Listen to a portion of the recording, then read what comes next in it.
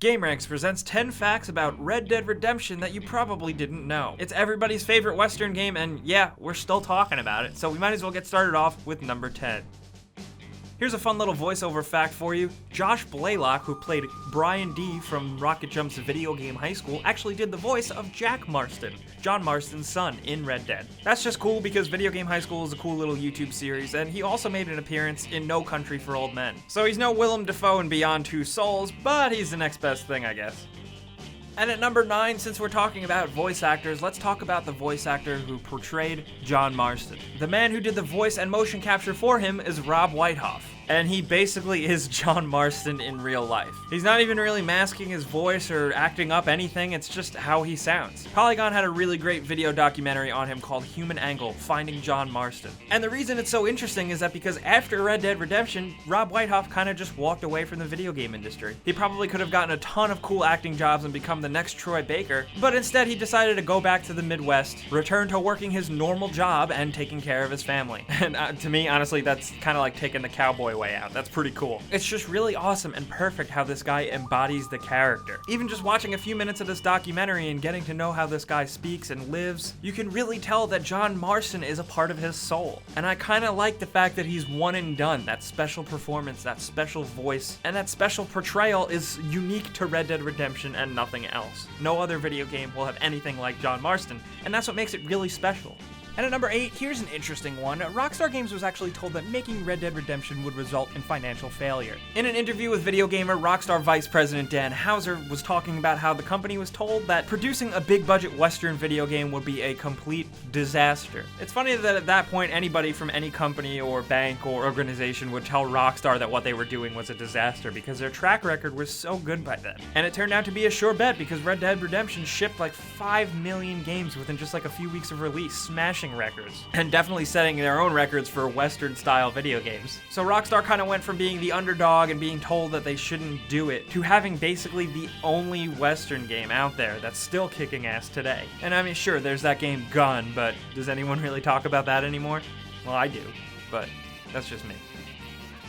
And at number 7, here's a fun little tidbit. In the Undead Nightmare DLC, you know, the one with all the zombies and stuff, there's a trophy or like an achievement called 6 years in the making. The description for getting this achievement is to find and kill a Sasquatch. Now, what I think makes this achievement really special is the reference to Grand Theft Auto San Andreas. I don't know about you guys, but there's been a myth forever about San Andreas, about a Bigfoot existing in the game somewhere in the mountains. My friends and I loved playing the game and going out at night in the woods and creeping around with a sniper rifle trying to find a Sasquatch.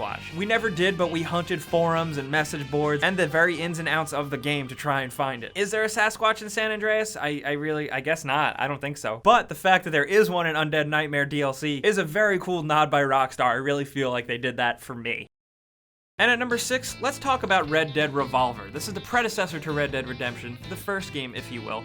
And I think it's actually really freaking awesome and underrated and completely different, by the way. But originally, this game had a tumultuous development cycle and was originally being developed by Capcom. Capcom, though, had some wacky ideas for this game. Like, apparently it was going to be way more arcadey and over the top, and there was even going to be a lot more supernatural elements and apparently a character that could fly. Thankfully, when Rockstar finally published the game, it didn't really turn out that way. There are still remnants of some weird quirkiness and some light supernatural stuff, but ultimately we just got a really cool Western-style fun, third-person arcade-ish shooter. Poor Capcom tried to get that game out forever and they just couldn't do it. Thankfully, Rockstar was the right people to take the reins because we wouldn't have gotten Red Dead Redemption, which I'll admit is a completely different style of video game. And at number 5, Red Dead Redemption had a lot of influences, including tons of callbacks to classic films and old school spaghetti westerns. One of the coolest ways you can pick up on this is that you can actually hear that infamous Wilhelm Scream in the game multiple times. The Wilhelm Scream, for those of you that don't know, is a famous old sound effect of a man screaming. It's iconic, you'll always be able to hear it and notice it. Star Wars uses it all the time and even put it in Battlefront. There's a ton of other film references in the game calling back to old movies like The Man Who Knew Too Much, A Fistful of Dollars, The Good, the Bad, and the Ugly, a mission that resembles the plot of 1992's Unforgiven, and even an area of the map called Plainview that has oil wells that represents There Will Be Blood. Rockstar Games is always full of nods and references to their influences, and Red Dead Redemption is definitely no slouch.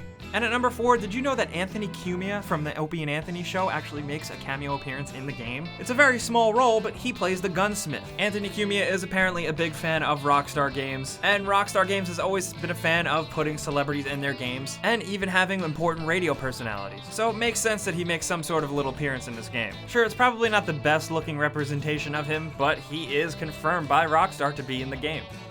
At number 3, here's a weird fact. South Korea apparently got the short end of the stick with Red Dead Redemption and a few other games. The South Korean version of Red Dead Redemption is not actually dubbed or translated, but it does come with a full guide to read that actually translates the whole game's script. So if you're South Korean and you don't know English or anything, you can't totally follow along in the game. You're gonna have to pause it and dig up the Red Dead Redemption script to really follow along the adventures of John Marston. I guess if anything, that just makes South Korea gamers really dedicated. South Korean gamers had to do this for a handful of games, including Metal Gear Solid 4, which is quite an undertaking. That being said though, I'm really glad that they packaged in a translated script, because the story of Red Dead Redemption is totally worth experiencing wherever you live, in whatever language you speak.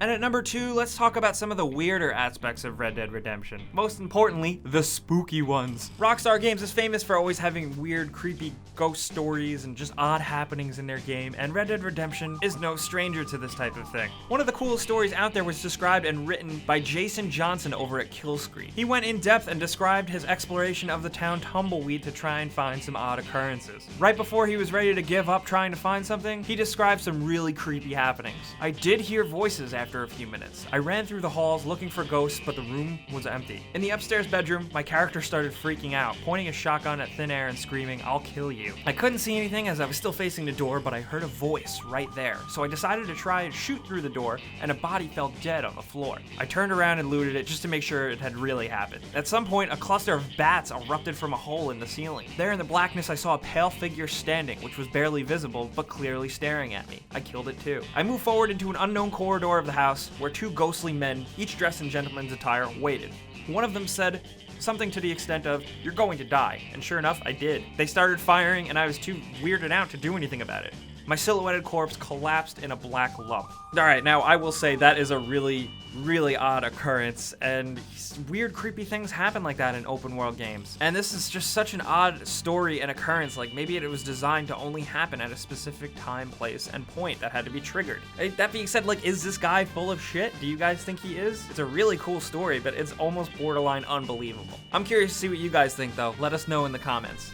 And at number 1, since we're talking about the spookier and creepier aspects of Red Dead Redemption, let's talk about the general town of Tumbleweed. This ghost town does have a lot of reported and proven examples of like actual video game hauntedness. There's a whole Wikipedia dedicated to it, and there's a bunch of really cool examples, including at unknown random times of the day, footprints actually appear on the stairs to the cellar in the mansion.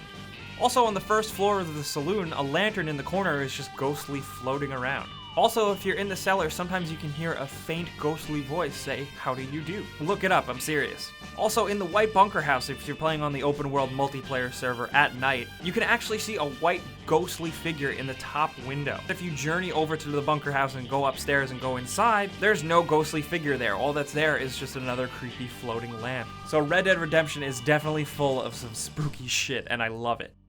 So guys, those are 10 things you may not have known about Red Dead Redemption, everybody's favorite Western game. I really want a sequel to this game, and I know all you guys do too, so that's why we're making a video about it. Let us know anything you want about Red Dead Redemption or even Red Dead Revolver down in the comments. Do you have any really weird or cool or unexplainable moments, or any other trivia factoids you want to share with us? Definitely let us know, let's talk down in the comments. If you did have a good time, clicking the like button helps us out so much. And if you're new, subscribing is a good idea because we put out videos like this every single day. But as always, thanks for watching, and we'll see you guys next time.